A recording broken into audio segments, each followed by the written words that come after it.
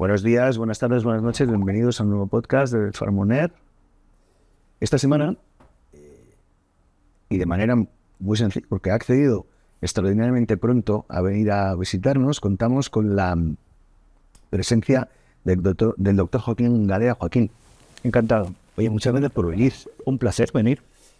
Oye, nosotros nos conocimos de tu trabajo el año pasado en Argentina, en un evento que organizaba 3 veces allí. Estuvo una compañera tuya, y estuve hablando con Óscar González y le pregunté, oye, ¿yo cómo puedo entender un poco más de esto y cómo puedo trasladar a nuestra audiencia la importancia que tiene el veterinario, no solamente en la alimentación del hombre, sino en la salud humana? Y en qué está pasando, cómo es el presente y cómo va a ser el futuro. Y me dijo, pero Miguel, si el doctor Joaquín Gadea es español, digo, pues entonces lo tengo que traer aquí a que esté con nosotros. Joaquín, cuéntanos un poco, ¿de dónde vienes? ¿Cómo te da por meterte en este fregado en el que estás metido? Bueno, yo soy Joaquín Gadea, soy profesor de la Universidad de Murcia, soy catedrático del Departamento de Fisiología y pertenezco a un grupo que se llama Fisiología de la Reproducción. Y desde hace ya unas pocas décadas nos dedicamos a estudiar distintos aspectos reproductivos de animales y también dar soporte a temas de reproducción asistida humana. Y hace como 2005 o por ahí empezamos con este tema de evaluar y de desarrollar tecnologías para hacer animales modificados genéticamente. En esa época lo que nosotros manejábamos era una tecnología que estaba en boga en esa época, que es la capacidad que tienen los espermatozoides de transportar ADN exógeno e introducirlo dentro de un ovocito y tiene un embrión. En este caso son transgénicos porque introduce genes de fuera. En eso estuvimos trabajando como unos 10 años aproximadamente, pero el problema que tenía es que no se controlaba bien todo ello. La mezcla, ¿no? Eso, no se controlaba bien la expresión, la transgénesis y demás. Entonces, en esa época, en el 2014, apareció en porcino la posibilidad de utilizar CRISPR-Cas, que es otra tecnología totalmente diferente, que es del 2012, 2011 en ratón y en 2014 los primeros en cerdo. Y entonces en 2015, en colaboración con la Universidad de Oxford, con el Departamento de Farmacología, donde yo tengo colaboraciones, pues pensamos en poner en marcha eso, ¿no? Entonces al principio, han pasado ahora 10 años desde que empezamos a trabajar con CRISPR-Cas, 20 años desde que empezamos a trabajar con transgénesis, modificación genética y demás, y esto ha ido muy rápido porque la tecnología que utilizamos en todo, cada 6 meses cambia, evoluciona y mejora. Sí, mejora, se va aprendiendo. Es decir, la ciencia parece que aquí todo el mundo es muy listo y de listo no es así. Es decir, que aquí lo que vamos es, poquito a poco, vamos aprendiendo de lo bueno y los errores, corrigiendo y aumentando el conocimiento. Entonces, la velocidad con la que progresa el conocimiento es muy rápida, pero no quiere decir que lo sabemos todo. Entonces, ha habido una evolución muy, muy importante. Pues, espera, vamos a ir sobre 2 conceptos para seguir un hilo. ¿Sabes qué pasa? Que muchos de los que estamos aquí no somos tan expertos genéticos. Entonces, vale, el principio del trabajo lo llamamos transgénesis, porque básicamente lo que hacemos es que metemos o añadimos genes que no tenía, que no existen, hasta eso, ¿no? Entonces, de ahí son transgénicos. Esto, luego cuando se hacen las plantas, pues es cuando hablamos de los maíces, de los... El proceso de CRISPR que hablamos ahora es edición genética. Edición genética. Es decir, cortas y pegas. Sí, entonces ahí tenemos, ahí son 2 cosas diferentes. Uno es transgénesis, cuando yo cojo un gen que no tengo y lo introduzco. Por ejemplo, se utiliza mucho, son genes o proteínas reporteras que te dan información. Una proteína verde fluorescente que viene de un alga no sirve para nada, si no va a hacer nada, pero te dice si es transgénico o no es transgénico. Entonces eso es un transgénico, porque el cerdo o el ratón nunca tuvo esa proteína de ese alga. Eso es un transgénico. Y otra cosa es cuando yo anulo un gen, es decir, lo que estoy diciendo es que ese gen cortas no funcione. no funcione. Y entonces estoy anulando un gen. Ahí no es transgénesis, porque no viene nada de fuera. Nada viene de fuera. ¿Vale? Es el equivalente a una mutación natural. Si hay individuos que tienen mutaciones donde un gen no funciona, pues eso es lo que estamos haciendo con edición genética. Pero también se puede hacer introducción de nuevos genes o modificación puntual de un gen. Si tenemos, el ejemplo que podemos decir de CRISPR-Cas es como un taladro. Al taladro le puedes poner muchas herramientas para hacer lo que tú quieras. Puede unos que corta, otros que pega, otros que introduce y otros que hace un cambio pequeñito. No sé si sirve. Sí, sirve perfecto. Vale, y entonces llegas aquí, después de todos estos años, después de todos estos años trabajando y haciendo research y haciendo crecer tu departamento, ¿vale? Y entonces, hoy, ¿en qué estamos? O sea, la edición genética en animales, ¿en qué nos ayuda como especie? Pues la edición genética es una herramienta muy valiosa y muy potente. ¿Por qué? Porque tenemos mucha mayor precisión en hacer cambios de manera muy concreta y eso da mucha seguridad. Sí, el número de efectos secundarios va decreciendo y la precisión con la que tú trabajas cada vez es mejor. Eso es una gran ventaja. La segunda es que es relativamente sencilla.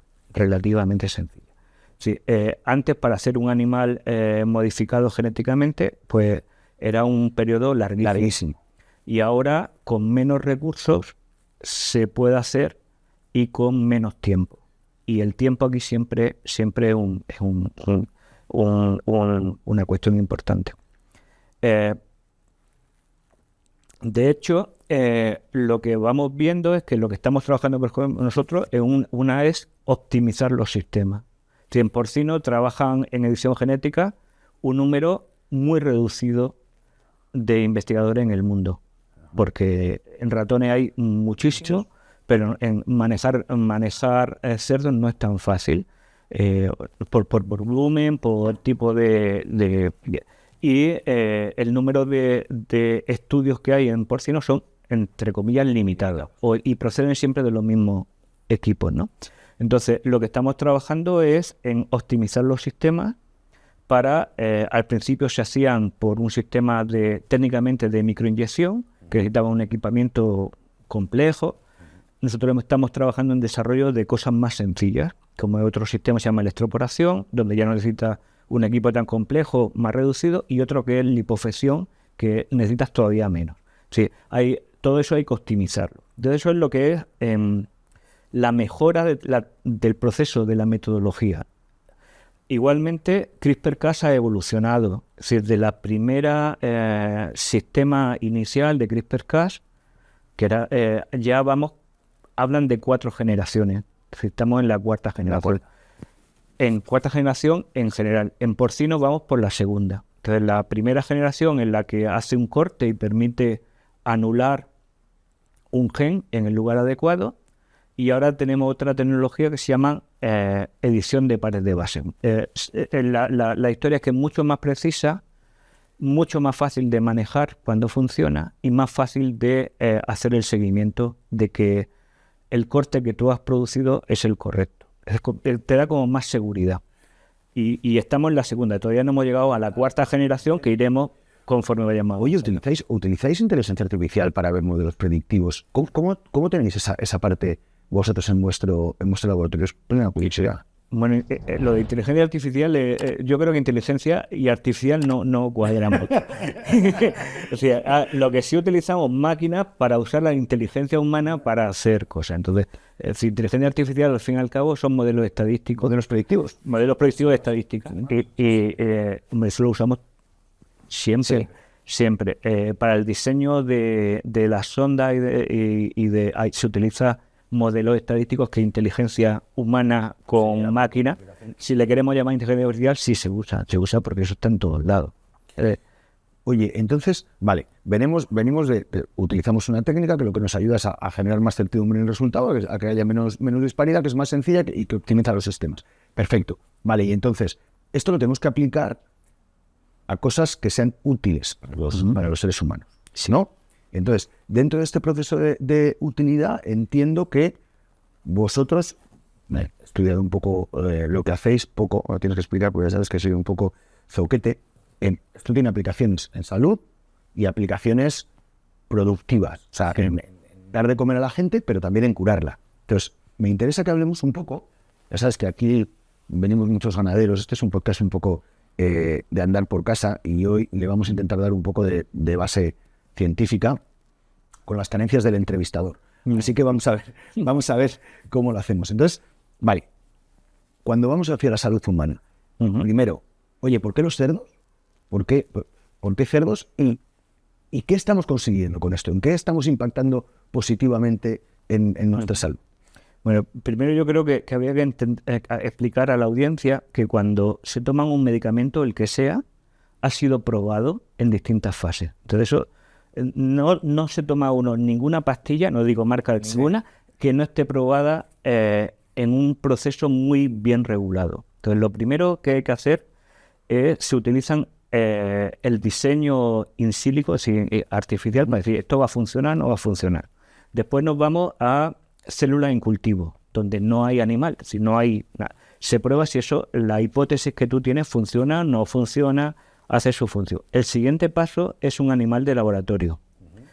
El siguiente paso es un animal más grande, finalmente pasa a pacientes, a humanos en un grupo reducido y se va ampliando en la fase 1, 2, 3. Y eso lo hemos visto, por ejemplo, en las vacunas del COVID, cómo ese proceso se ha ido haciendo paulatinamente, ¿no? Entonces esto no aparece de un día a otro y uno llega, ¿no? Entonces yo creo que eso es muy importante, que cada proceso que llega a la salud está muy regulado, muy controlado, no se puede hacer lo que uno quiera y que está bajo unos estándares mundiales de evaluación. ¿Quiere decir que son perfectos? No son perfectos como ninguno somos perfectos, pero hay un sistema regulado que lo lleva a cabo. Entonces, el uso de animales como los cerdos para aplicaciones, yo creo que hay dos grandes grupos. Uno es la biomedicina y otro es la producción animal. Y las dos parece que están separados, pero no están separados, están mucho más cercanos de lo que parece. El ámbito biomédico, yo diría que hay como tres grandes cosas, tres grandes modelos, ¿no? Uno sería la edición genética en modelos porcinos para estudiar procesos. Parece que hoy no lo sabemos todo y no es cierto. Hay un montón de procesos biológicos del funcionamiento de los animales, incluidos los humanos, que no conocemos bien. Entonces, si yo tengo la posibilidad de anular determinados genes, proteínas, puedo entender cómo afecta eso al resto de cosas, ¿no? Entonces, ahí el cerdo es un modelo muy, muy interesante para muchas cosas. Vale. Pero entiendo que por su parecido al hombre. Sí, ese es esos procesos, ¿no? Eso es. Vale. Entonces, el segundo cuestión es que podemos hacer modelos de cerdo que tienen el mismo problema que una enfermedad humana. Y eso se hace igualmente con ratones, pero un ratón se parece menos a un humano que un animal más grande. Entonces, y un ejemplo muy claro, es decir, un cardiólogo con la alteración de un corazón de un ratón hace muy pocas cosas, pero con un corazón de un tamaño equivalente al de un humano hace muchas cosas. Y así sucesivamente. ¿Quiere decir que los ratones son malos? No. Quiere decir que el ratón aporta una franja de conocimiento y que es complementado con otro animal más grande, que puede ser el que corresponda en cada momento. Entonces el cerdo cada vez se ve más que tiene un parecido en la manera de funcionar, fisiología se llama eso, el funcionamiento de los órganos, anatómicamente tiene unas estructuras que se parecen bastante, por lo tanto tiene un modelo que puede ser aplicado de manera directa o en el proceso de conocimiento. No quiere decir que con cerdos solo hacen nada, tiene que tener todo, in sílico, en células, ratones, ratas y demás. Forma parte del proceso ese de conocimiento del problema, sí, de la situación, para poder dar solución. Para poder darle la solución, perfecto. Entonces, tenemos estos modelos para estudiar procesos, estos modelos para estudiar enfermedades en esta biomedicina, y entiendo que también tiene que ver con la parte fisiológica del animal. Uh-huh. Y una parte muy importante es que los procesos fisiológicos y los procesos de funcionamiento del órgano son muy parecidos. Entonces, si yo tengo una enfermedad humana que como puede ser una de las que estamos trabajando en sordera congénita, y tengo a un niño que nace sordo con una enfermedad congénita y quiero probar una terapia que se está utilizando, terapia génica, para volver a revertir el problema, tengo que saber cómo hacerlo. No puedo poner a un niño a las primeras y ponerle lo que a mí se me ocurra. Tengo que asegurar seguridad que mi tratamiento va a ser adecuado. Entonces, esa es la primera, es un término de seguridad. Y el segundo es de eficiencia, de eficacia. Si el niño que era sordo tiene que ser mejorar en su audición, sin que tenga efectos secundarios y tenga un problema. Entonces, ahí el modelo porcino es una oferta muy importante. Entonces, pues yo tengo un animal que se parece mucho, tengo un animal que ahora estamos empezando a aprender a generar ese modelo de enfermedad, y tengo a disposición del ámbito biomédico la posibilidad de curar con seguridad y con eficiencia. Ese es un poco el modelo.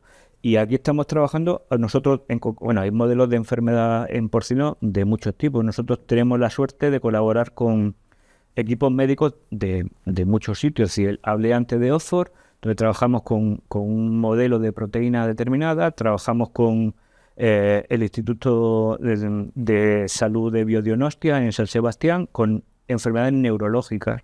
Trabajamos, por ejemplo, un modelo que es una distrofia de cadera, que es muy prevalente, que se produce mucho, y que son o enfermedad tan importante como ELA. ¿Sí? Es enfermedad muy grave y todas tienen un patrón muy cruel. Es decir, niños que nacen con esa enfermedad genética, a los 10, 15, 20 años da la cara a la enfermedad y no hay solución. Tienen dos problemas gordos esas enfermedades, ¿verdad? No afectan al número, son muy crueles. Y no afectan al número suficiente de personas para investigar con el ser humano. Es cierto. Entonces, cuando podemos investigar en animales, en concreto en un cerdo, pues es una ventaja que después puedes trasladar al ser humano. Esto es el proceso, ¿no? Sí, lo que quería decir es que aquí estos son equipos multidisciplinares. Es decir, lo que nosotros somos un granito de una cadena muy larga y de largo tiempo. Es decir, aquí no hay listos. Hay muchos listillos que cada uno en su ámbito aporta lo que puede. Y de hecho en mi equipo hay gente de todo.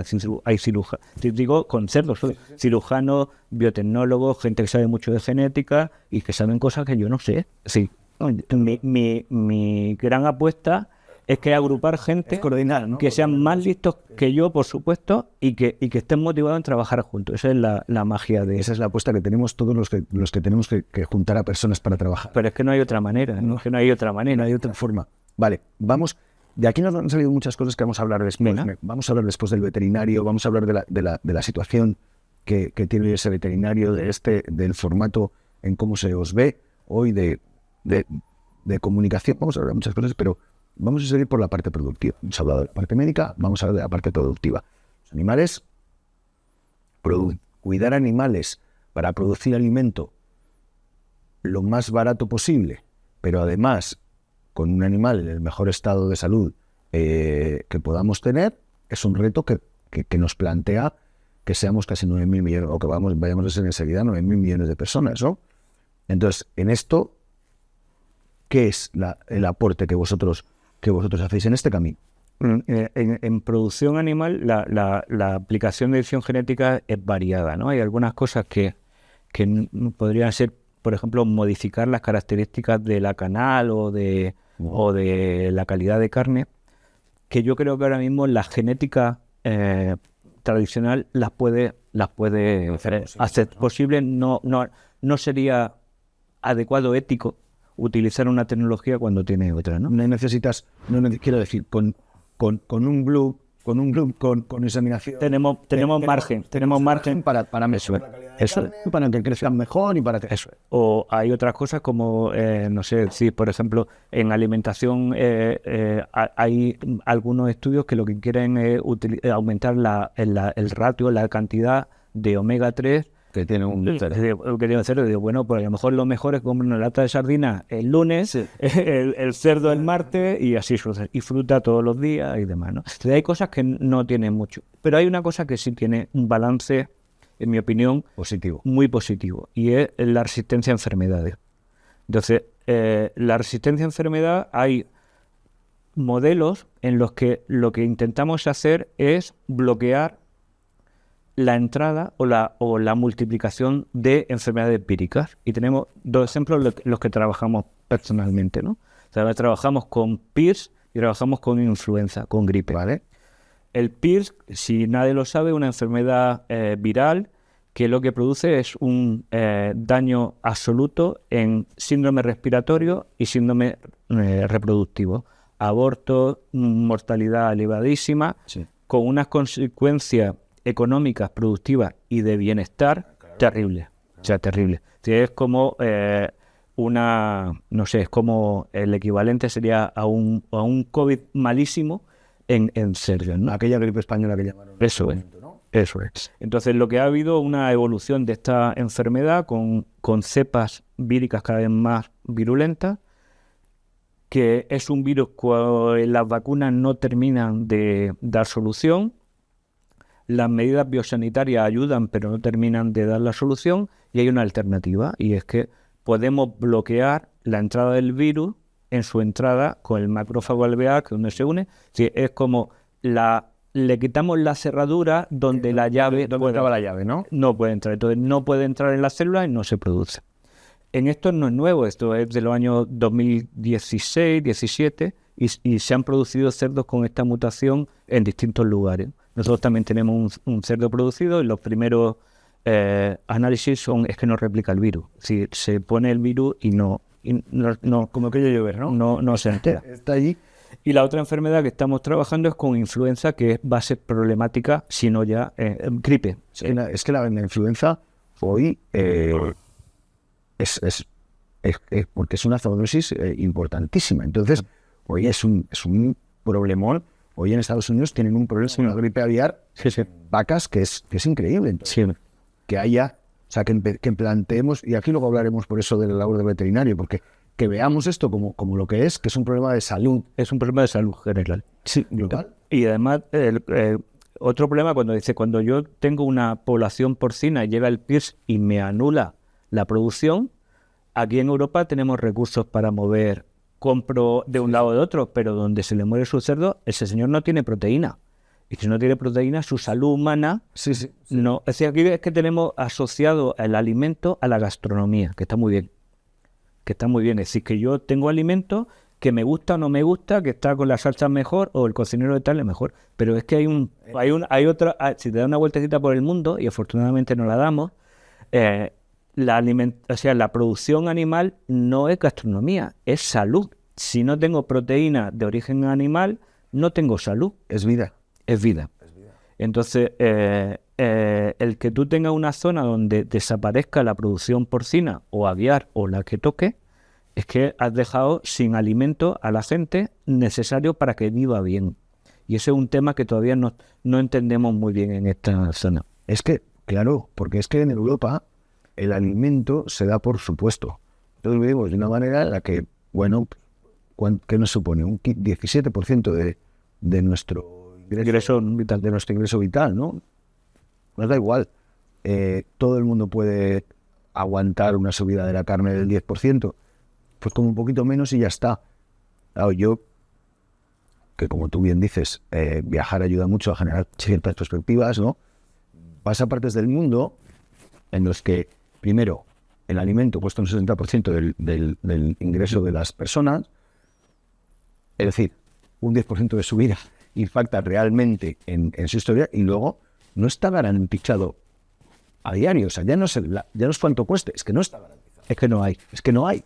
Entonces, claro, y no está garantizado que sea seguro, no está garantizado. Yo, en una cosa, a mí cuando empecé a entenderlo, ¿no? En algunos países, muchos países en Latinoamérica y en África, es un alimento seguro. Cuentan que es un alimento seguro, ¿no? El alimento, el que sea, es un alimento seguro. Entonces, en Europa nadie dice que un alimento es seguro. O sea, no se le ocurre a nadie poner, hey, esto que estás comiendo es seguro, ¿no? Es como, sería como decir que no soy un asesino. No, pues no. Entonces, esto, tío, lo damos tanto por seguro los europeos que es tenemos un problema cultural con eso. Sí, importante. Y es muy importante. Vale, entonces, nos ponemos, tratáis de hacer animales que resistan a la enfermedad. Sí, y lo más importante de esto es que no metemos nada, ¿eh? Así que lo que estamos haciendo es anular un gen. No es transgénico. Es un knockout, edición genética con un knockout, es decir, lo que bloquea un gen, lo mismo que ocurriría de manera natural en una mutación, una proporción determinada. Entonces, la clave de esto es que tienen una enfermedad como modelo ahora, ¿no? Ahora mismo tenemos un modelo que es PIRS y tenemos influenza. Influenza tiene un efecto sobre salud pública brutal y nos va a venir algo de eso. Pero tenemos enfrente la peste porcina africana, con otro sistema donde las vacunas no funcionan todo lo que tienen que funcionar. Entonces, yo no soy experto en virus ni nada. Es decir, yo trabajo en temas reproductivos, en 20 años he aprendido algo de genética y así sucesivamente, ¿no? Y tengo alrededor de gente que sabe de lo que está haciendo, pero podríamos hacer cualquier otro tipo de modelo siempre y cuando tengamos una llave donde el virus la necesite para multiplicarse, ¿no? Entonces, el PIRS es el que ha dado el toque más grande, pero detrás pueden venir muchas otras, ¿no? Es decir, estamos en otras circunstancias y el manejo de las enfermedades animales que suponen un problema de bienestar para el animal, que suponen un problema económico, que suponen un problema de seguridad alimentaria, lo podemos manejar de otra manera. ¿Tenemos solución para todo? No. Tenemos ganas de tener conocimiento. Y sin conocimiento no vamos a ningún lado. Y el conocimiento es a base de avance, aprender de lo bueno y de lo que no sale y seguir. Y así sucesivamente. Porque vamos con un tema que, bueno, quizás es el más peliagudo que tenemos aquí, que es la ética. ¿Sí? Los grupos animalistas vienen criticando la producción animal desde hace un tiempo. Luego hay otros grupos que critican la producción animal de manera utilitaria, porque les viene bien. No sé. Da igual, no voy a meterme en fregados ahora que bastante tengo con lo mío. No, pero grupos que van atacando. Bien, hay una cosa que es cierta. Nosotros no utilizamos a los animales. O por lo menos es una cosa... Yo no tengo ningún problema con utilizar esta terminología.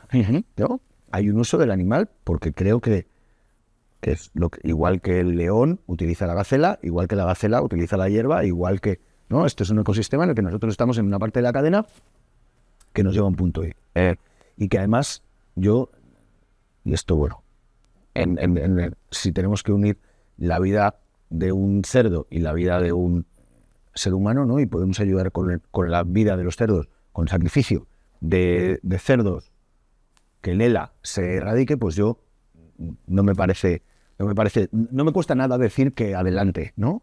Pero cuéntame, ¿cómo hacéis? Porque mira, por ejemplo, me gusta mucho una cosa que has hecho. Cuando has dicho, bueno, es que hay cosas que tampoco tenemos que ponernos por los cerdos. Joder, si con el cruce de animales arreglamos lo de la carne, tampoco nos vamos a poner a cargarnos aquí cerdos a lo tonto. No tiene ningún sentido. No tira un poco para adelante. Vale, pero hay cosas en las que no vale con el cruce genético, ¿no? Y sobre todo que igual el resultado tarda demasiado tiempo en expresarse. Entiendo, según lo que tú nos has contado, ¿no? De certidumbre en el resultado que hemos venido hablando. Entonces, ¿cómo manejáis en tu equipo? Bueno, primero, Europa.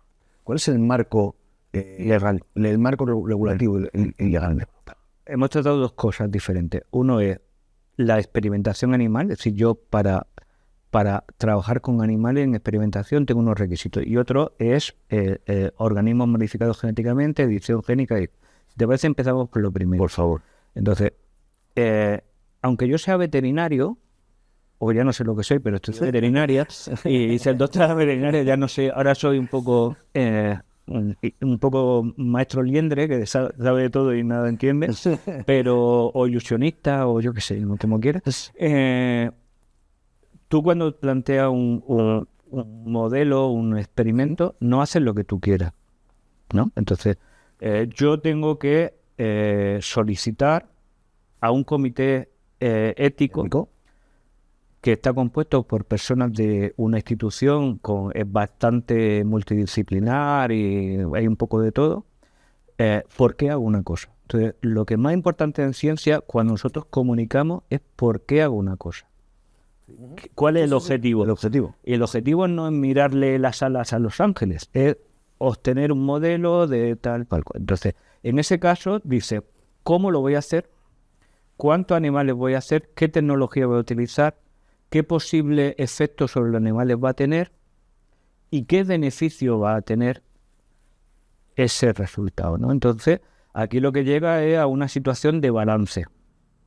Si primero, el número de animales que tú vas a utilizar es el mínimo para conseguir el resultado. Lo que sea. Sí. Pero si es muy bajo, no sirve para nada. Entonces, los muy bajos has gastado la vida o el trabajo en esos animales para hacer nada, para no tener resultados. No sé si me explica el balance. Perfectamente. En la segunda tecnología es decir, ¿cómo puedo hacerlo que sea mejor?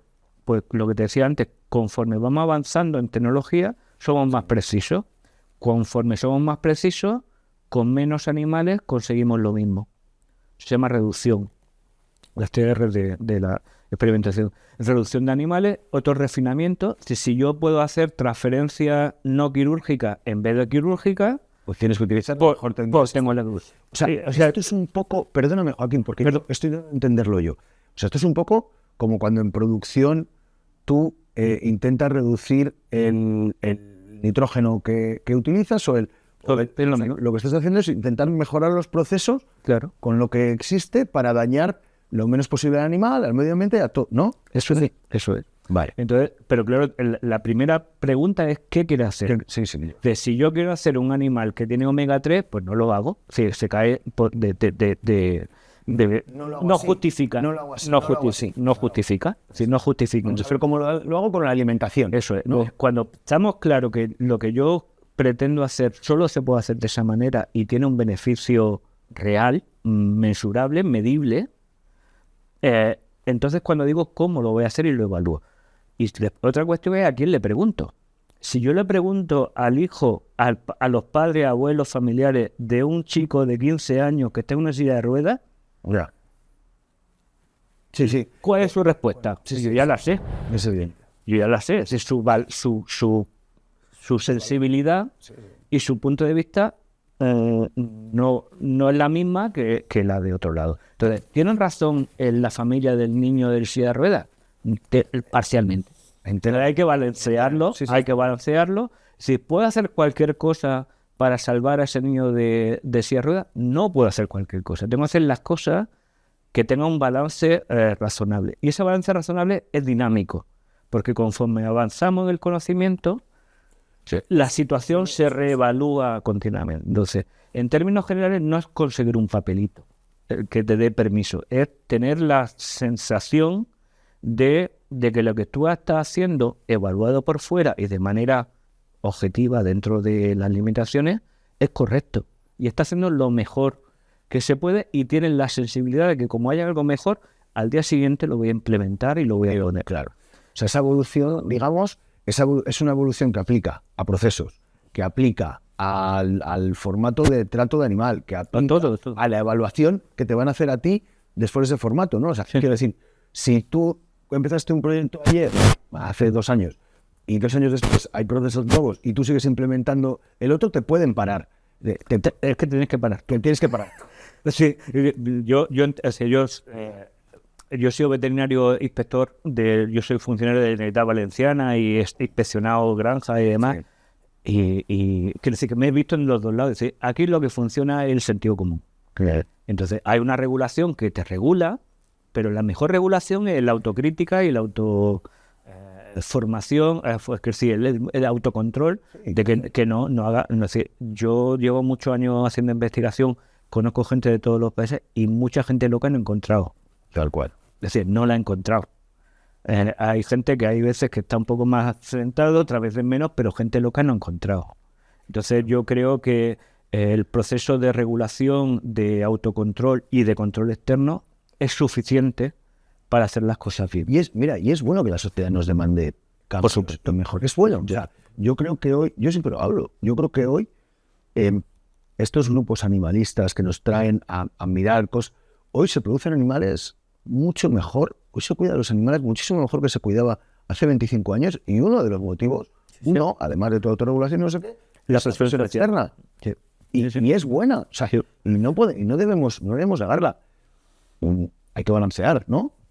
Y hay otra cosa que hay que hacer: transparencia y divulgación. Y hay otro tema que no se puede, es que tampoco somos Supermanes, ¿no? Sí, no podemos estar en toda la historia, pero yo creo que hay una cuestión muy importante como sector productivo, como investigadores, como todo, como quiera, de comunicar bien y de manera transparente. Y eso es una labor que no es fácil, que no estamos capacitados para hacer muchas cosas. Tenemos voluntad, pero no hay foro también adecuado, no hay medios de comunicación fáciles de hacer divulgación científica, y yo creo que es un reto que la sociedad necesita. Ahora vamos a hablar un poco de eso, porque esta va a ser la última parte del programa que va a tener que ver con vuestra labor, la labor veterinaria, y con la divulgación científica y con la divulgación animal. Vamos primero a ver de los organismos modificados genéticamente. Es verdad, que antes nos fuimos con la regulación.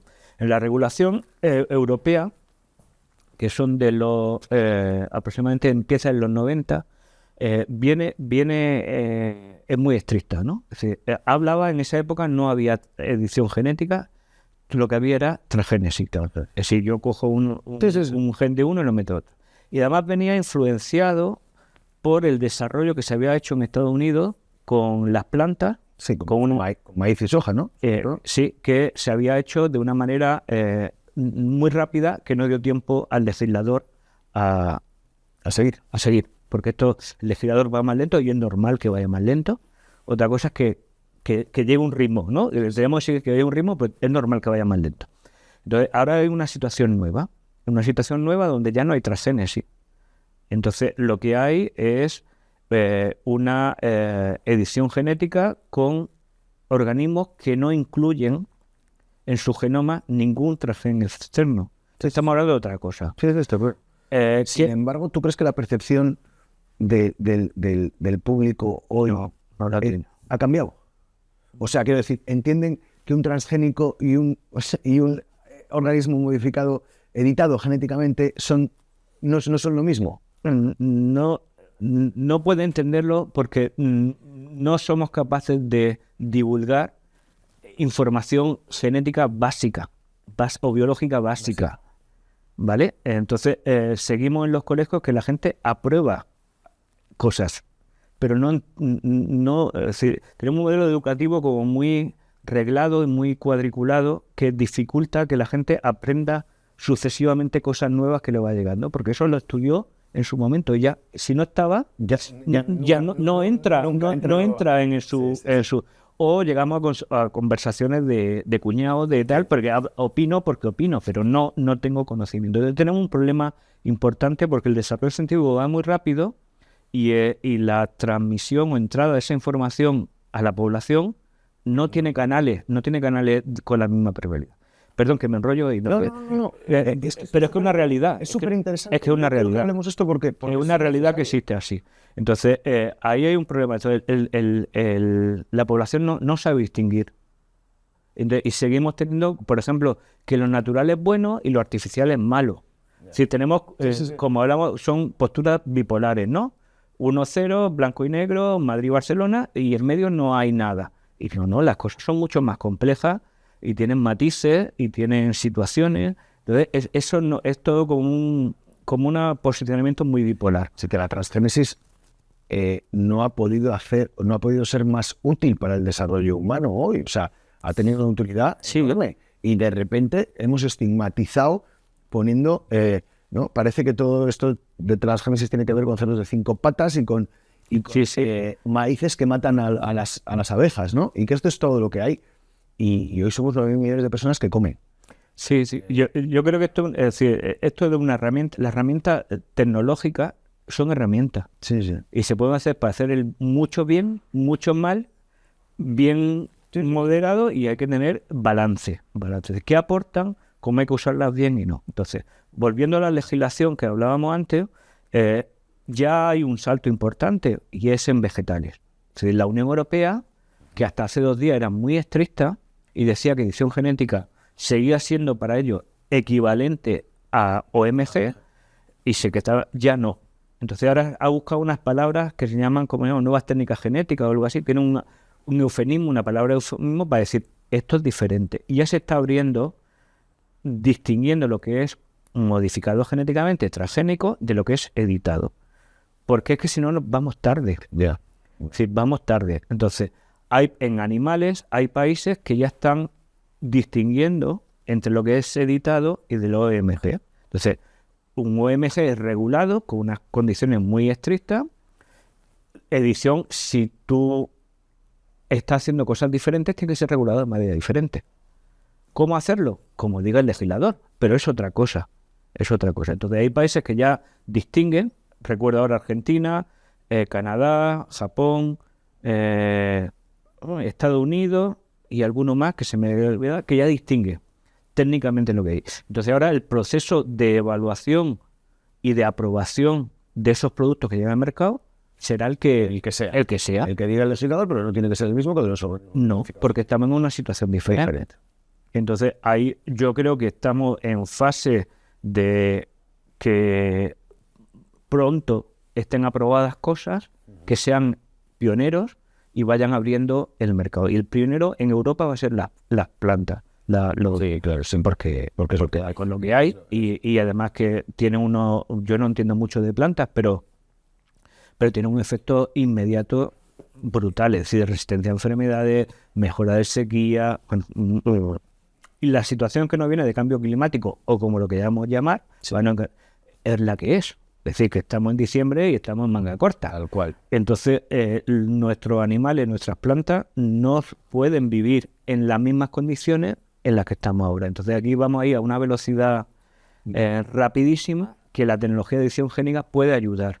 No digo que sea la salvación, puede ayudar. Bueno, pero es que ese es el camino. Yo al final, si nada puede, o sea, nada es absoluto, ¿no? Pero al final estamos en un camino que es de mejora continua. Yo creo que esto lo debemos de ver, ¿no? Como todos estamos subidos a hombros de gigantes. O sea, todo lo que se ha hecho para llegar hasta aquí, sin lo que se ha hecho para llegar hasta aquí, no estaríamos aquí. Claro. Entonces, al final, poner la transgénesis, poner la ganadería de hace 100 años, poner en entredicho y valorarlo de manera negativa es ventajista y además falso. Y además falso, ¿no? Pero también es verdad, y aquí vamos a intentar hilar con la última parte, Joaquín, también es verdad que no lo hemos contado, tío. ¿No? Tenemos un problema de comunicación importante. Y un problema de comunicación tanto en emisor como en receptor de la comunicación. Es decir, como decía antes, hablando del receptor, es decir, ¿qué sabe la población media de cualquier proceso biológico? Biológico normal, ¿eh? Sí. Simplemente la fecundación, ¿no? Por ejemplo, o temas reproductivos, que es lo que yo me dedico, o lo que sea, te puedes quedar muerto como un estudiante universitario de los primeros cursos que tiene un desconocimiento muy importante de cómo funciona su cuerpo. Que sí, está claro. Y entonces dice, bueno, si esto es este muchacho que es universitario, imagínate al pobrecito, la persona que desafortunadamente no ha tenido la posibilidad de formarse en otras cosas, ¿no? Pues en temas de salud, en temas de alimentación, entonces tenemos una población receptora que por lo que sea no hemos encontrado, no hay programas de divulgación científica que yo conozca. Sí. En prime time o en... No, ni en prime time ni en second time. O a las 3 de la mañana tiene que ponerlo. Entonces ese es un problema. El otro es que lo que no podemos hacer es que la investigación española se ha desarrollado en los últimos 30 años de ser potencial europeo, ¿no? O potencial mundial. Porque aquí talento hay en todos lados, es decir, no hace falta. Sí. Aquí lo que hace falta es que la gente tiene que comer y tiene que tener condiciones para producir y para desarrollar. Y la investigación, que es una cosa que se supera de los 4 años de elecciones, que es una cuestión de décadas, de largo tiempo, tú no puedes, tienes que tener una proyección a largo plazo generacional que va contra los sistemas cortoplacistas. Y claro, entonces, si hemos pasado de no investigar a investigar, el mismo investigador no puede ser todo. Tiene que tener un divulgador en medio que no está. Entonces, cada vez más los investigadores somos totalmente conscientes de que siempre somos transparentes o muy transparentes, pero tenemos que dar la cara y que nos pongan cara, ¿no? Y entonces por eso estoy aquí, ¿eh? A mí no me gusta hablar en público, ni aunque sea me gane la vida dando clases, yo me pongo nervioso cada día que doy clase, porque no me gusta, soy introvertido, pero lo hago porque creo que hay que hacerlo, ¿no? Y hay que dar la cara y contar lo que hace, porque es la sociedad la que nos paga. Entonces tenemos que hacer un esfuerzo grande en mejorar en divulgación. Y eso supone equipos multidisciplinares de nuevo. Hace falta gente que sepa de comunicación, gente que sepa de ciencia o del tema que estemos hablando y que vayan conjuntos para que hagamos esto. Y luego yo creo como proyecto a largo plazo de país o de Europa debemos mejorar mucho en la formación básica de la ciencia de la población, porque va en su salud, no es porque sean más listos, sino porque va en su salud. Eso tiene que ver, me he sacado aquí muchos conceptos que a mí algunos me cabrean y otros me da mucha pena, ¿no? Uno tiene que ver con el receptor, y el receptor, es verdad, Joaquín, que muchas veces no está preparado, y es verdad que hay una parte de responsabilidad del receptor en ser capaz de recibir los mensajes y en ponerse en lo que la sociedad de hoy le demanda. Y eso es así. Pero nosotros como emisores, porque al final un mensaje tampoco, o sea, la comunicación es muy sencilla. Hay un emisor, hay un mensaje, hay un receptor, y todo esto enmarcado en un contexto. Ya. Bien, pero el emisor sí puede trabajar con el mensaje. Y puede trabajar con el formato, puede trabajar con el canal, puede trabajar con cómo presenta, ¿no? Y yo creo que ahí hemos hecho una dejación de funciones. Los ganaderos, los veterinarios, los científicos han hecho una dejación de funciones que tiene que ver con yo ya estoy haciendo esto. A mí no me jodas, no me pidas más. O sea, si yo ya estoy aquí cortando genes, tía, macho, hazlo tú, ¿sabes? Ostras, si yo ya estoy levantándome aquí a las 6 de la mañana a cuidar animales, a mí no me des el... Ostras, si yo esto... Esto ya está. Entonces, mi labor ha terminado aquí. No. Yo estoy coincido. No. Entonces, hay una parte en esto que donde estamos somos responsables en un porcentaje que no me voy a meter a valorar porque sería ridículo, pero somos responsables. Entonces, hoy, primero te agradezco muchísimo que hayas venido que estés aquí, porque para mí, primero, hoy es de esos días que me voy sabiendo más que cuando he entrado, que eso es una yo también. Eso es una maravilla. Muchísimas gracias, porque normalmente, porque es maravilloso cuando un día te aporta tanto. Así que gracias, pero macho, nos tenemos, o sea, hoy no vale ya con esta historia. Los ganaderos, los veterinarios, los científicos, ostras, tenemos que ver. Entonces, efectivamente, lo que tú dices, no lo recibe. Bueno, pues a lo mejor hay que modular el mensaje hasta que sea capaz de ver cómo lo reciben. Pues por eso yo hay muchas, como yo soy tan zoquente, pues te he pedido que fuéramos a explicaciones muy pequeñitas, porque yo quiero entenderlo también realmente, ¿no? Y los formatos, pues macho, es que a lo mejor un tío hablando y contando las historias, pues ya no vale, y a lo mejor tenemos que contarlo con canciones, o a lo mejor tenemos que contarlo con vídeos de 1 minuto, o a lo mejor tenemos que contarlo con animaciones, esto tendremos que trabajar. ¿Y qué pasa? Que de repente aquí surge otra historia. Es que eso cuesta dinero. Joaquín, es decir, cuesta recursos. Los recursos serán tiempo, dinero, serán lo que sea, pero cuesta recursos. Y cuando nos ponemos a investigar, o cuando nos ponemos a producir, esa parte no entra en la ecuación. No valoramos cómo vamos a hacer que esto la gente lo sepa. No el que te paga, que ese sí lo vas a ver, sino, ostras, ¿cómo voy a hacer para que el resto de la sociedad lo entienda, ¿no? Y esa parte, yo creo que hay una de las cosas que vosotros como científicos, que los ganaderos, que las empresas ganaderas, que la gente como tal, tiene que empezar a plantear. Oye, aquí hay que divulgar, hay que contar esto a la sociedad, porque es que si no, se nos va a joder esto. O sea, no es que mañana ese señor está matando cerdos para hacer... Y eso es lo que vas a ser. Un asesino de cerdos que hace... Y les corta genes. No da pistas. No, yo llevo ya mucho tiempo en esto, entonces yo ya conozco, sí, lo del tema del sistema del... si yo estuve en Oxford hay un animalario donde le pusieron una bomba Sí, no estamos hablando de... Además, y estaba enfrente de donde yo estaba. Es decir, que no estamos hablando de... O sea, que esto ocurre. Esto ocurre. Pero la solución a eso, ¿cuál es? Hablar o divulgar o vídeo o TikTok o lo que toque, el modelo que toque, para que llegue. Y yo cuando decía que la sociedad no percibe bien, no lo veo como culpable. Te digo como análisis de realidad. De realidad. Entonces la culpa será de todos. De todos. Es como de cuando yo no me puedo atrever a analizar eso. Pero la realidad es así. Es así. Entonces, ¿de quién es la culpa?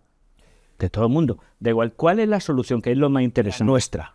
Eso es. ¿Qué podemos aportar en ¿Qué solución es la interesante?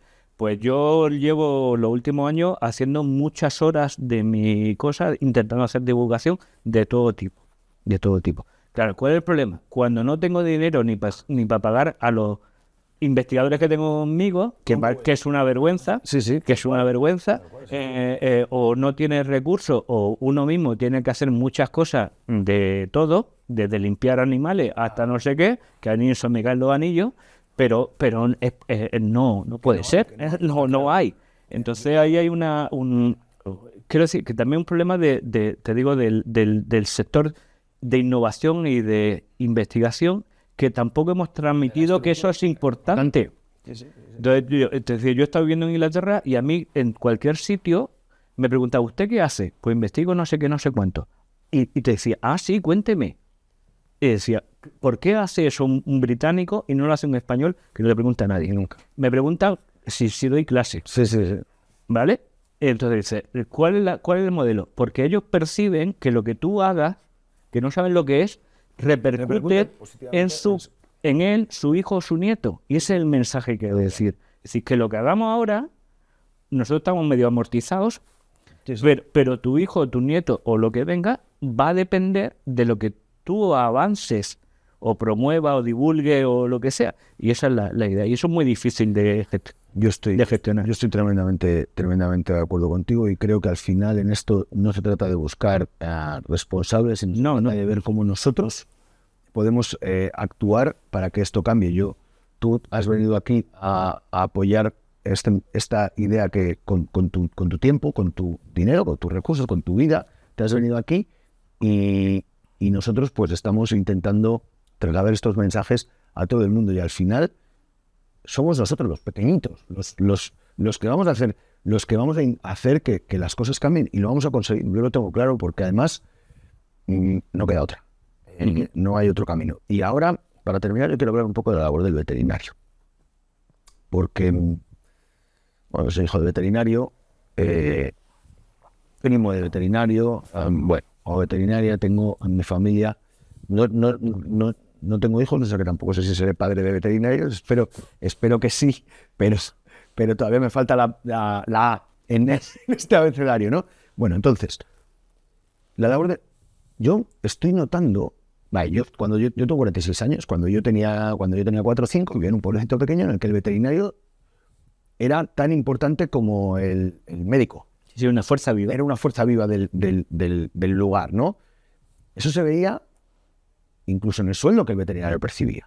El veterinario que tenía una fuerza increíble. Oye, el veterinario, bueno, pues no quiero ir a preguntar a los chavalillos esos que trabajan en las clínicas de pets o a la gente que tienes trabajando con la carrera terminada en el que desde luego seguro el sueldo no representa la importancia que tiene, ¿no? Con ellos. Entonces, ostras, tío, ¿qué ha pasado en este tiempo? ¿Por qué la labor del veterinario, por qué en España, cuando hay un COVID, en el comité de expertos que nunca siquiera se creó, por qué no hay un veterinario? ¿Qué pasa justo cuando más se necesita? En el momento que las zoonosis, yo creo que van a ser más impactantes en la historia, ¿no? ¿Qué ocurre? No sé decirte exactamente. Yo creo que hay varias. No tengo solución, ¿eh? Si digo, es la problemática. Hay un cambio fundamental en la zona rural, donde, porque eso lo hemos visto, yo tengo... Sí, eso es un cambio brutal en la zona rural. Entonces, el número de personas activas que viven del sector primario es diferente, con un perfil diferente, son explotaciones en general mucho más grandes, más tecnificadas, más historias, que están lejos de lo que había antes. Después hay una población urbana que ha perdido el contacto absoluto con la realidad rural. Sí, la mayoría de los niños de una ciudad o de estudiantes de veterinaria que llegan a primero no han visto animales en su vida. No. Entonces tú le preguntas, ¿tú por qué quieres estudiar veterinaria? Te dice, yo porque me gustan los animales. ¿Y qué animales? Sí, ¿no? Entonces, que está bien, es decir, como concepto está bien. Te digo la respuesta. No. Entonces, pero su vínculo con el mundo rural, aparte de su perro y su gato, es muy pequeña, muy reducida. Eso es lo veterinario. Entonces, una parte es causa del ambiente donde se desarrolla y otro es el ambiente del tipo, el perfil de veterinario de hoy que quiere ser, en general, quiere ser clínico de pequeños animales y nada más. Probablemente porque no conoce otros sectores. Cuando la gente lo conoce y ve que hay una amplitud, en veterinaria hay un amplio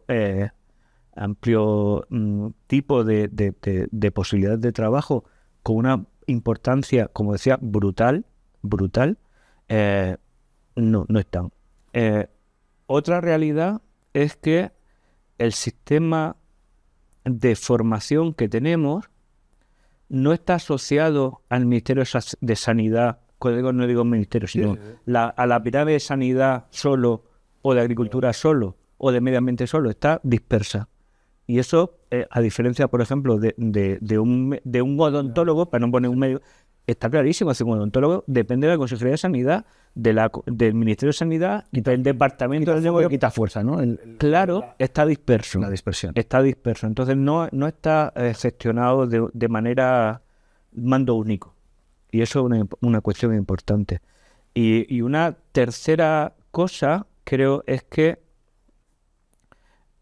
la evolución o el desarrollo de la ciencia veterinaria en general va a una velocidad brutalmente alta, que no es fácil mantener el nivel de competencia profesional elevado, porque supone una cantidad de recursos que no están. Entonces yo creo que ahí hay una cuestión diferente. Y no hemos sabido tener unos interlocutores adecuados.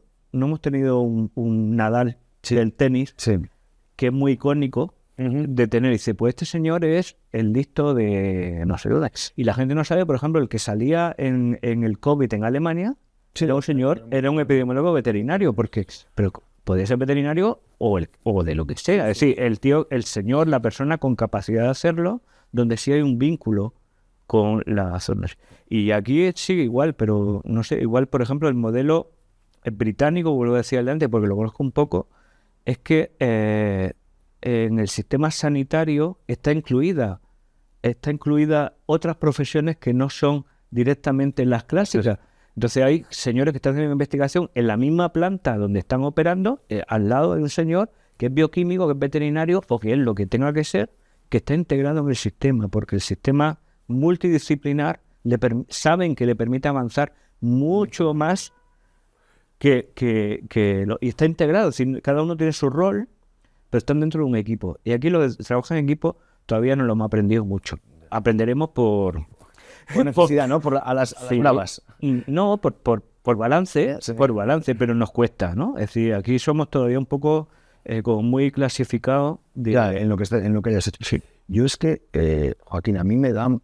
O sea, yo de verdad que cuando veo los retos que vamos a tener, ¿no? Cuando tú ves que cada vez hacemos, bueno, el simple COVID, ¿no? Como al final las zoonosis van a convertirse en un tema de una recurrencia importantísima en el poco tiempo, por todos los motivos que sabemos, pues porque a lo mejor estamos cortando algunos árboles de más, porque a lo mejor estamos entrando un poco más dentro de territorios donde no se entraba. Bueno, porque hay un comercio internacional brutal, porque la presión, y porque la presión de infección con cada vez más animales, cada vez más personas, cada vez más historias, joder, es mayor. Esto es así, entonces no hace falta. Entonces, con toda esta historia, que creo que tenemos que ayudar a que la veterinaria se reivindique como lo que es, porque, bueno, pues eso, yo qué sé, la simple gestión de expansiones víricas que conoce un veterinario, ¿no? Como ¿cuántas veces ha tenido que tratar un veterinario eso? ¿Y cuántas veces las trata un médico? Pues es que Joder. Ya, pero que son planteamientos complementarios. Claro. Es decir, que yo quiero decir, yo hace muchos años trabajamos en temas reproductivos y empezamos a colaborar con clínicas de fertilidad, ¿no? Entonces me decían, es decir, ellos no nos entendían a nosotros las primeras semanas, ¿eh? No nos entendían a nosotros y nosotros no entendíamos a ellos. Porque decía, el grupo, dice, ¿qué grupo? Y tú me decías, no, el señor Pérez, no sé qué Pérez, ¿qué importa que sea Pérez, que sea o Sánchez? Sí. Es decir, estamos hablando de conceptos de la misma información. Sí, transmitidos de manera diversa. Con formaciones diferentes de una misma realidad. ¿Quiere decir que yo tengo razón y el otro no? No, en absoluto. Claro. En absoluto. Es que yo veo de una manera, porque mi formación y mi experiencia profesional y lo que sea, he desarrollado unas cosas y veo las cosas de una manera, desde una cámara diferente a la que ves tú. Pero las dos son complementarias. Es decir, lo bueno es que fuésemos capaces de conseguir trabajar conversar, ¿no? De conseguir conversar todas esas complementariedades del saber humano. Eso es. Joaquín, que nos tenemos que ir a comer porque yo creo que ya es hora. Muy bien. Tío, muchísimas gracias por haber venido. Nada. A estar con nosotros. Nada. De verdad que ha sido... Si me permite una cosa, claro. Se me quedó antes en la cabeza, que nos saltamos, y era un tema muy importante de los cerdos modificados genéticamente para senotrasplantes, que no se nos fue. Pero bueno, eso para otro día. No, escúchame, porque se nos ha ido a los dos. El podcast es nuestro, podemos hacer lo que queramos. Vamos a hablar de los senotrasplantes. Porque, fíjate que me lo he apuntado y luego se me ha olvidado decírtelo. Claro, ¿utilizamos animales? No, utilizamos el cerdo para apoyarnos en, para no tener que utilizar órganos humanos, ¿no? Bueno, no solo órganos, ahora vemos que hay otras partes. Cuéntanos este tema de los senotrasplantes, porque ¿en qué punto estamos exactamente de esto? Pues esto viene que hay una demanda real de órganos para trasplante humano, porque hay más solicitudes de órganos para personas que están en fase terminal, que se va a morir sí o sí, y que donantes de órganos. Entonces el sistema de donantes de órganos ha evolucionado muchísimo y hay mucho más donantes o mejor aprovechamiento que antes, pero no es suficiente. Es decir, la demanda sigue creciendo por encima de la oferta. Entonces aquí hay muchas posibilidades y una de ellas es que en determinados momentos puede haber un trasplante transitorio. ¿Sí? Vale. Es decir, yo estoy en fase terminal, me muero mañana, sí o sí. Si no encuentro un órgano de otro donante, me voy a morir. Pero si tengo un órgano de un cerdo modificado genéticamente que me dé cancha una semana, 10 días, 12 días, tengo más probabilidades de que encuentre un órgano de verdad. Ese mensaje lo hemos vendido fatal. Joder. Fatal. De hecho, que sepas que... Eso se llama trasplante puente o algo así, le llaman trasplante puente. Ese mensaje lo hemos vendido fatal, porque la idea que ha llegado a la población... Es que le va a ser medio... Es que te van a poner un corazón de cerdo. Sí, y que va a ser para toda la vida. Y eso no es el planteamiento. El planteamiento de tránsito o de porque hay un sistema entre especies que se reconoce... O sea, nuestro cuerpo reconoce una cosa extraña que no sea como extraña. De hecho, ya la hay cuando hay de trasplante de un humano en un humano, si no son totalmente compatibles, dan problemas y toda esa historia. Pues imagina con una especie diferente. Entonces, esto es un reto muy importante de desarrollo de un animal que se modifica quitando genes knockout, o sea, anulando, como decíamos antes, o introduciendo genes humanos para que sean capaces de ser compatibles con la vida o con el funcionamiento. Y en esto no es nuevo, es decir, con trabajo con animales de experimentación llevan un progreso brutal. El salto grande es que ahora tenemos CRISPR-Cas para ir mucho más rápido y hacer multigenes. Entonces nosotros, por ejemplo, no tenemos cerdos todavía, pero hemos hecho embriones con 5 genes de un solo paso. Un solo paso hemos anulado 5 genes, los que necesita anular para hacer trasplante. Entonces tenemos unas condiciones de tecnología mucho mejor. ¿Qué ha ocurrido aquí? Pues que ha habido unas empresas que han apostado, se han jugado el dinero y han hecho un desarrollo tecnológico muy rápido y son los que están haciendo los estudios preliminares tanto para para corazón, para hacer hígado, riñón y demás. ¿Cuáles son los órganos que estamos utilizando? Ahora, lo más importante son corazón, riñón es el más importante, claro. pero hay cosas más sencillas, hay córnea, hay ligamento, esa otra parte. Esto es la parte vistosa, eso es. Y esta es la parte vistosa espectacular, pero hay otras muchas cosas, es decir, yo podría hacer un cartílago para recuperar meniscos o podría, no sé, para cosas menos vistosas todavía, hacer para los pacientes de diabetes, tener un bioreactor para que filtrase y sería... Yo no me quiero meter muchos charcos porque tampoco el detalle no pero que sí, hay muchas posibilidades, o poner una célula concreta, un número muy pequeño de células que sean las que den la señal para que funcione. Es decir, que estamos hablando en principio órganos grandes, que es lo espectacular, pero hay un montón de tecnología mucho más silente, menos espectacular que podría ser. Entonces, ¿cuál es la ventaja que ha tenido esto? Pues hay un desarrollo tecnológico brutal para entender no solo cosas de senotrasplante, sino de trasplante humano. Porque si tú estás quitando proteínas, poniendo creatina, estás sabiendo cuál es la importante y la menos importante. Claro. Conocimiento. Lo que va esto es, ahora mismo los cerdos modificados que hay tienen del orden de 10 o 12 modificaciones, y conforme vas aprendiendo con eso, vas viendo cuál es el siguiente, cuál te falta, y vas siguiendo en ese lado. Entonces, aquí en Murcia, de hecho, había un equipo de senotrasplante de la fase anterior que hizo un trabajo muy importante con primates y demás, y ahora mismo está en una fase parada. Hay un equipo en Múnich, en Alemania, con un consorcio que tienen unos animales que están disponibles y demás.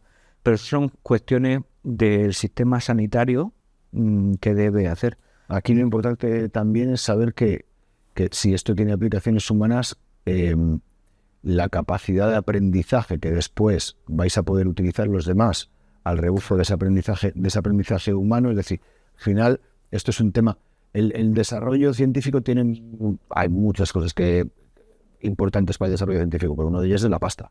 Los recursos, si lo quieres mejor que la pasta, ¿no? Los recursos consiguen que se aprendan las cosas y que se hagan más rápido, ¿no? La bomba atómica se desarrolló en el tiempo que se desarrolló porque se le metió un recurso a tope mental y de gente muy inteligente y de mucho dinero allí, ¿no? Y al final la energía atómica ha sido eso.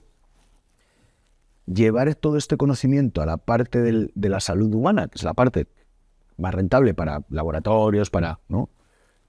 Va a hacer que todos los demás en ese proceso sigáis la senda de esa velocidad. Claro, esto el tema de ser trasplante es como mandar cohetes, ¿no? Es decir, ¿para qué sirve mandar un cohete? Para mandar cohetes sirve para desarrollar una tecnología que no hay, que luego la va a aplicar en cosas de tu vida normal que no tienes ni idea de dónde han salido, pero han venido de esos programas. Efectivamente. Pues esto de trasplante sin trasplante es una cosa, es como la versión lujo de la sanidad. Sí, tal cual. Pero ese lujo tiene un efecto a largo plazo o a medio largo plazo que se difunden en el. Pero la cuestión es, yo creo que aquí en Europa no han dado el salto fuerte. De hecho, aquí hace un año o hace año y medio se montó un grupo de trabajo que tuve el placer o el honor de invitarme y tal, pero que se quedó en el principio. Es decir, no ha continuado. ¿Por qué? No lo sé. Yo soy un humilde profesor, no me da tiempo si me llaman voy, pero yo no puedo saber más. Pero creo que hay una capacidad de desarrollo muy importante, y ese conocimiento es extrapolable a muchas cosas. Entonces yo creo que ahí debíamos hacer una apuesta como sociedad, o como europeos, o como españoles, en fomentar eso, porque eso va a tener unos beneficios que todavía no sabemos medir bien. Claro. No sabemos medir bien para afuera. Ahora, ¿quién son los que tienen que resolver eso? Está fuera de nuestro alcance. El nuestro era lo que hemos hecho hoy, que te vinieras a Madrid. Muchas gracias. Que nos sentáramos un rato y pasar este rato tan de puta madre que hemos pasado. Pues muchas gracias. Gracias por venir. Nada. Espero haber sido claro y comunicar lo mejor que he sabido. Pues seguro que a mí, que no me entero de nada, me has hecho que me enterara perfecto. Así que muchísimas gracias. Nada. Muchas gracias a vosotros. Amigos, nos vemos la semana que viene. Gracias.